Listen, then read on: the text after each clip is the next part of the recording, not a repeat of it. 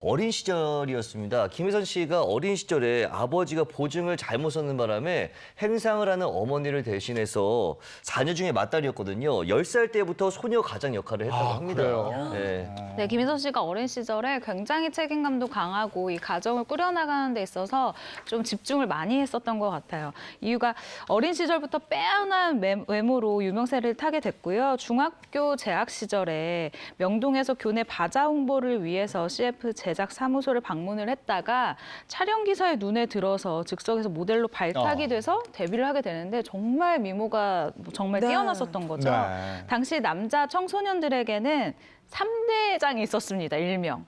김혜수, 하이라, 그리고 김혜선 씨였는데 정말 인기가 많은 하이틴 스타였고요. 하이틴 스타로서 최고의 영광을 누리던 시절임에도 불구하고 또 다른 타이틀이 있었어요. 바로 효녀 스타였습니다. 근데 어떻게 보면 이 효녀 스타라는 게 슬프죠.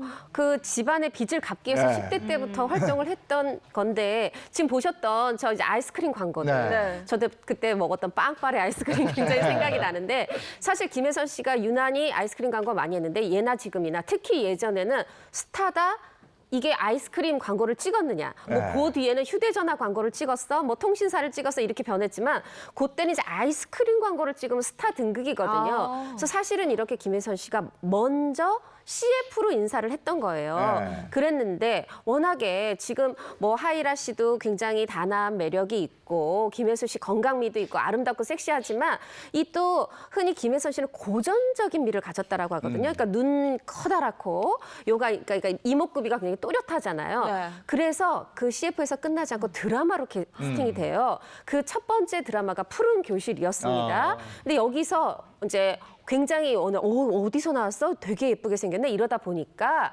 이제 뭐 그 사랑이 꽃피는 날 뭐 걸어서 하늘까지 이제 막 이렇게 계속 이어졌어요. 네. 그 중에서 이제 어떻게 보면 김혜선 씨의 리즈 시절은 걸어서 하늘까지였는데 요때 이제 최민수 씨랑 짝이었고 그러다 보니까 이제 최민수 씨는 약간 모래시계 그 상남자 이미지였어요. 그러다 보니까 이 김혜선 씨를 아끼는 팬층이 두터이 형성이 되면서 또 국민 첫사랑이라는 네. 타이틀이 김혜선의 이름 앞에 붙게 됐습니다.